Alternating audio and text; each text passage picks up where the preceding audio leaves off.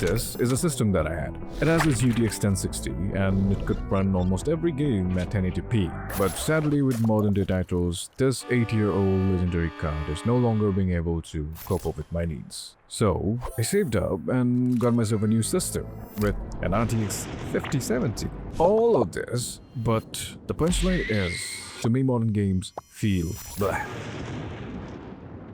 There is this huge burnout and I'm sure that I'm not alone. Did it took me a fucking 5070 to realize that I have outgrown gaming? Or is it just your face? That one thing that made you feel good isn't doing its job. You launch a game, stare at the menu, and then just shut it down. There are countless Reddit posts that will talk exactly about this, and I want to know why. Is the inner child finally dead? Has life finally happened to me as well? Not gonna lie, I was in this whole state of depression.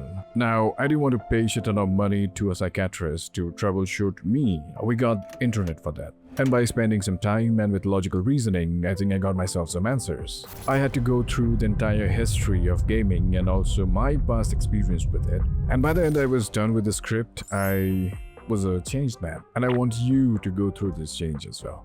So, let's cut to the chase. It turns out that there is an actual term that fits with the situation, and it's backed by real psychology. It's called hedonic adaptation. What the fuck is that? Well, it is the tendency of a human being to return to a stable level of happiness despite significant positive or negative life changes. What the fuck is that? In the lamest term, what felt extraordinary is now ordinary to you. And just like everything in your life, this is good and bad. The bad thing is, well, nothing excites you.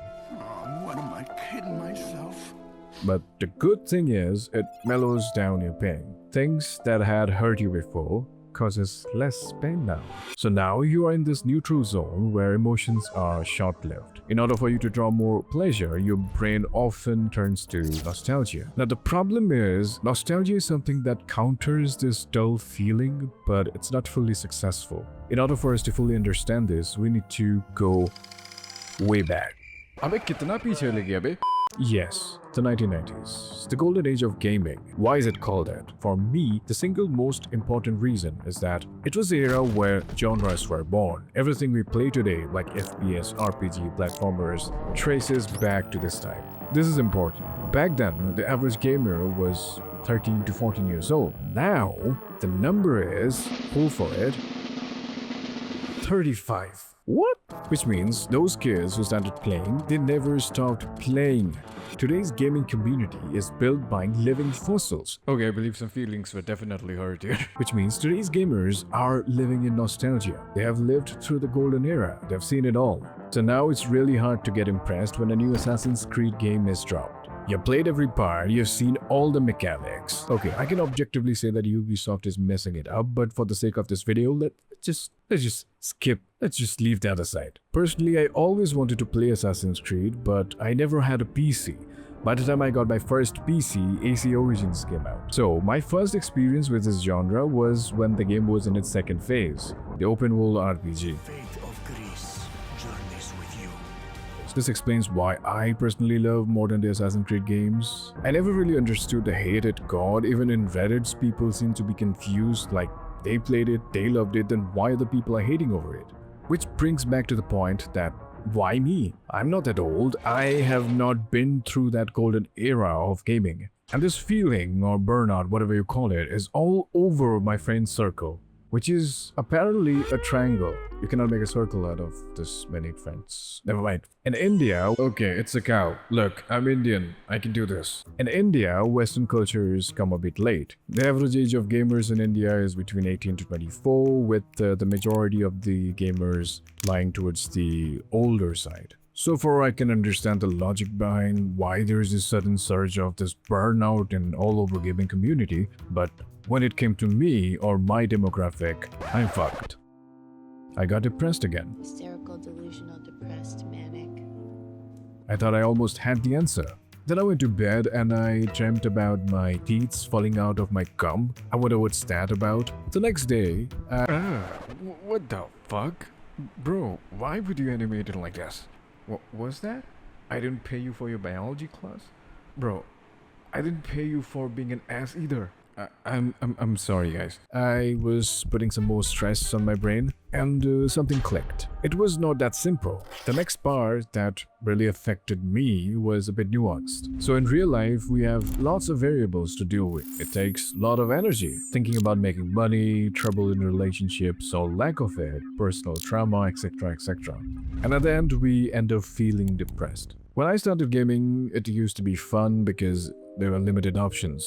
But now, there are just too many of it. Psychologists call it paradox of choice. And it does make sense. I really love Sony games. I've played Horizon Zero Dawn, and I was quite hyped for Forbidden West. But unfortunately, my 1060 wasn't built for it. I also wanted to play Hogwarts Legacy, but even that was too much for my 1060. So finally, when I did get my system, I installed all of them along with God of War 5 and Alan Wake 2. And I completed God of War 5 and Alan Wake 2, and guess what? I no longer wanted to play Hogwarts Legacy or Forbidden West, even though they are really good games. I prefer playing linear games, and whenever I do play open world games, I stick to the main story because too many choices is exhausting. You come home, launch your game, and a sudden realization that this is the amount of grinding you gotta do to finish the mission. In the end, whatever exhaustion we are facing in this industry is a reflection of the fact that we are human. And often the best solution is just going through the motion.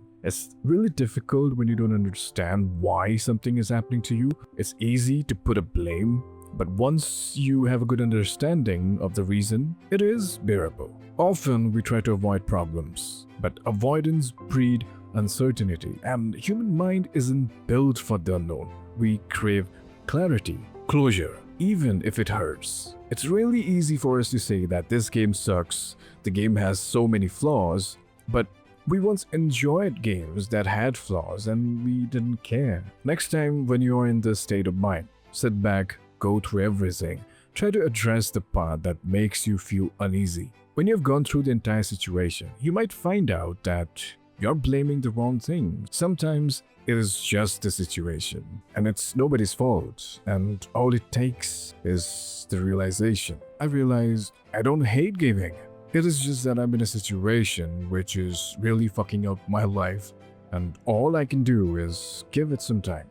I really hope this helps. Okay, it has been like 3 months, more than 3 months actually, that I've uploaded any videos, and we have received a 10k donation. That was 3 months ago, and then I decided not to make any videos. Sorry about that. Life is hard, and I don't want to make videos just to make videos. I was actually gonna upload another Valorant video, and then I stopped for like 2 months, and now here I am. GG's.